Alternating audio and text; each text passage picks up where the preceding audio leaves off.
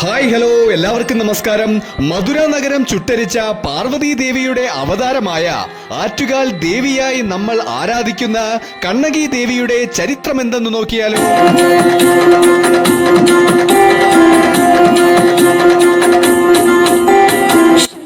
വിശ്വപ്രസിദ്ധമായ ആറ്റുകാൽ ദേവിയുടെ അനുഗ്രഹം ഏവർക്കും ഉണ്ടാകട്ടെ എന്ന് പ്രാർത്ഥിച്ചുകൊണ്ട് കണ്ണകി ചരിത്രത്തിലേക്ക് കടക്കാം.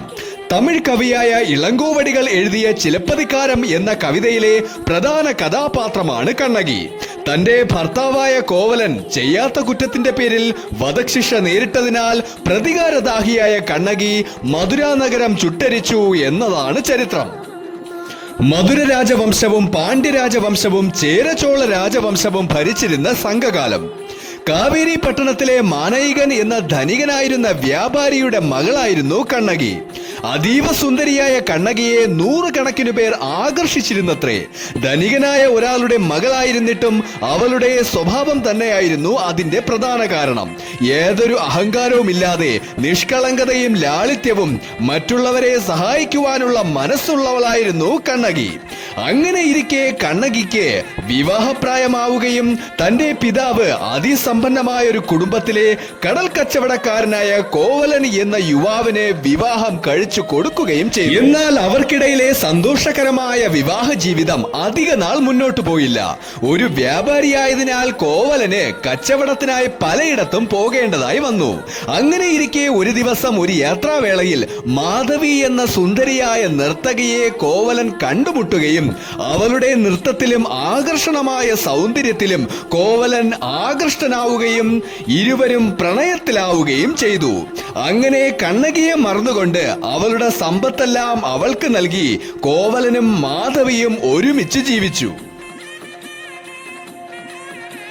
ഈ സമയം തന്റെ ഭർത്താവ് വ്യാപാരാവശ്യം കഴിഞ്ഞ് മടങ്ങി വരും എന്ന് കരുതി തന്റെ ഭർത്താവിന്റെ പുതിയ പ്രണയത്തെപ്പറ്റി ഏതൊന്നും അറിയാതെ കണ്ണകി ദേവി പ്രതീക്ഷയോടെ കാത്തിരുന്നു. പിന്നീട് മാധവിയെ കുറിച്ച് അറിയുകയും കണ്ണകി തകർന്നു പോകുകയും ചെയ്തു.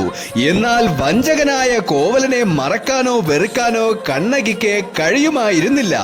തന്റെ ഭർത്താവ് മടങ്ങിവരും എന്ന പ്രതീക്ഷയോടെ കണ്ണകി കാത്തിരിക്കുകയും ഒടുവിൽ കണ്ണകി കാത്തിരുന്ന ദിവസം വന്നെത്തുകയും ചെയ്തു. കോവലൻ തന്റെ തെറ്റ് മനസ്സിലാക്കുകയും അവളുടെ അടുത്തേക്ക് മടങ്ങി വരികയും ചെയ്തു. എന്നാൽ പഴയ സമ്പന്നനായ ആളായിരുന്നില്ല കോവലൻ.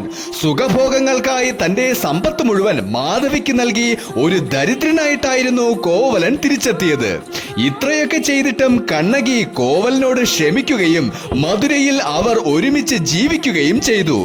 എന്നാൽ സമ്പത്തെല്ലാം നഷ്ടമായ കോവലൻ കണ്ണകിയുടെ നിർദ്ദേശപ്രകാരം തന്റെ കാലിലുണ്ടായിരുന്ന പവിഴം കൊണ്ട് നിർമ്മിച്ച 2 കാൽച്ചിലമ്പിൽ ഒന്നെടുത്ത് വിൽക്കുവാൻ തീരുമാനിക്കുകയും ഇതിനായി ഇരുവരും മധുരയിലേക്ക് പുറപ്പെടുകയും ചെയ്തു.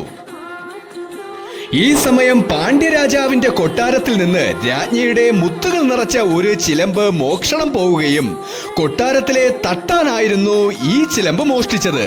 എന്നാൽ കോവലനും കണ്ണകിയും ഈ ചിലമ്പ് വിൽക്കാനായി എത്തിയതും ഈ തട്ടാന്റെ അടുത്തായിരുന്നു. തട്ടാൻ ഇത് മുതലെടുക്കുകയും കോവലനാണ് ചിലമ്പ് മോഷ്ടിച്ചത് എന്ന് രാജകൊട്ടാരത്തിൽ രാജാവിനെ അറിയിക്കുകയും ചെയ്തു. ചിലമ്പ് തേടി നടന്ന ഭടന്മാരുടെ മുന്നിൽ കോവലൻ പിടിക്കപ്പെടുകയും ചെയ്തു. പാണ്ഡ്യരാജാവിന് മുന്നിൽ കോവലനെ എത്തിക്കുകയും സദസ്സിന് മുന്നിൽ എത്തിയ കോവലന് കണ്ണകിയുടെ ചിലമ്പിൽ പവിഴങ്ങളാണെന്ന് തെളിയിക്കാൻ കഴിഞ്ഞതുമില്ല. അങ്ങനെ കോവലനെ രാജാവ് വധിക്കുകയും ചെയ്തു. ഇത് കേട്ട കണ്ണകി കൊട്ടാരത്തിലേക്ക് ഓടി വരികയും ശേഷിച്ച ഒരു കാൽച്ചിലമ്പ് കയ്യിൽ പിടിച്ച് പ്രതികാരത്തോടെ കാളി ദേവിയെ പോലെ തീവ്രതയേറിയ കണ്ണുകളോടെ രാജാവിനെ നോക്കുകയും ആ കാൽച്ചിലമ്പ് പിടിച്ചു വാങ്ങുകയും അവിടെ തന്നെ എറിഞ്ഞുടയ്ക്കുകയും ചെയ്തു. ചിലമ്പ് പൊട്ടുകയും അതിലെ മാണിക്യങ്ങൾ എല്ലാവരും കാണുകയും ചെയ്തു. രാജ്ഞിയുടെ ചിലമ്പ് മാണിക്യം കൊണ്ടല്ല മുത്തുകൾ കൊണ്ടാണ് നിർമ്മിച്ചിരിക്കുന്നതെന്ന് രാജാവിന് ബോധ്യപ്പെടുകയും രാജാവും രാജ്ഞിയും കനത്ത കുറ്റബോധമുണ്ടാവുകയും തൽക്ഷണം മരിക്കുകയും ചെയ്തു. എന്നാൽ തന്റെ ഭർത്താവിന്റെ നിരപരാധിത്വം തെളിയിച്ചിട്ടും കണ്ണകിക്ക് കോവലനെ ജീവിതത്തിലേക്ക് കൊണ്ടുവരാൻ സാധിച്ചതുമില്ല. പ്രതികാരദാഹിയായ കണ്ണകി തന്റെ ഒരു മുല പറിച്ച് മധുര നഗരത്തിന് നേർക്ക് എറിഞ്ഞ് മധുര നഗരം വെന്ത് ചാമ്പലാകട്ടെ എന്ന് ശപിക്കുകയും ചെയ്തു. അവളുടെ പാതിവൃത്യത്തിന്റെ ശക്തിയാൽ അഗ്നിജ്വാലകൾ ഉണ്ടാവുകയും മധുര നഗരം ചുട്ട് ചാമ്പലാക്കുകയും ചെയ്തു. പിന്നീട് വൈഗയാറ് കടന്ന് കണ്ണകി കേരളത്തിൽ വരികയും ആദ്യം ആറ്റുകാലിലും പിന്നീട് കൊടുങ്ങല്ലൂരിലും ദേവീരൂപം പ്രാപിച്ചു എന്നാണ് ഐതിഹ്യം. ആറ്റുകാലിലെ മുല്ലവീട്ടിൽ തറവാട്ടിലെ ഒരു കാരണവർക്കുണ്ടായ സ്വപ്ന ദർശനമാണ് പിൽക്കാലത്ത് സ്ത്രീകളുടെ ശബരിമല എന്നറിയപ്പെടുന്ന ആറ്റുകാൽ ക്ഷേത്രത്തിന്റെ ഉൽപ്പത്തിയുടെ തുടക്കം. കാരണവർ സന്ധ്യയ്ക്ക് കിള്ളിയാറിൽ കുളിക്കാൻ പോയപ്പോൾ മറുകരയിൽ ഒരു ബാലിക കരഞ്ഞുകൊണ്ട് നിൽക്കുന്നത് കാണുകയും കാരണവർ നീന്തി മറുകരയിലെത്തി ബാലികയും തോളിലേറ്റി തറവാട്ടിലേക്ക് എത്തുകയും ചെയ്തു. പക്ഷേ പെട്ടെന്ന് ആ കുട്ടിയെ കാണാതാവുകയായിരുന്നു. അന്ന് രാത്രി കാരണവർക്ക് സ്വപ്ന ദർശനം ലഭിക്കുകയാണ്. ബാലിക ദേവീരൂപം പ്രാപിക്കുന്നതായി. അവിടെയുള്ളൊരു കുറ്റിക്കാട്ടിൽ പവിഴമല്ലിയുടെ ചുവട്ടിൽ എന്നെ പ്രതിഷ്ഠിക്കണമെന്ന് പറയുകയും ചെയ്തു. അതാണ് വിശ്വപ്രസിദ്ധമായ ആറ്റുകാൽ ദേവീക്ഷേത്രമായി മാറിയത്. വരിക്കപ്ലാവിന്റെ കാതലിൽ സ്വർണം പൂശിയ ദേവി വിഗ്രഹമാണ് ആറ്റുകാലിൽ പ്രതിഷ്ഠിച്ചിരിക്കുന്നത്. കണ്ണകി അഥവാ കണ്ണകി അമ്മൻ പാതിവൃത്യത്തിന്റെ ദേവതയായി തമിഴ്നാട്ടിലും ആരാധിക്കപ്പെടുന്നു. ഭർത്താവിന്റെ വഴിവിട്ട പെരുമാറ്റത്തിന് ശേഷവും ഭർത്താവിനെ അകമഴിഞ്ഞ് ആരാധിക്കുന്ന ദേവിയായി പത്നി എന്ന ദേവിയായി സിംഹള പുരോഹിതർ കണ്ണകിയെ ശ്രീലങ്കയിലും ആരാധിക്കുന്നു.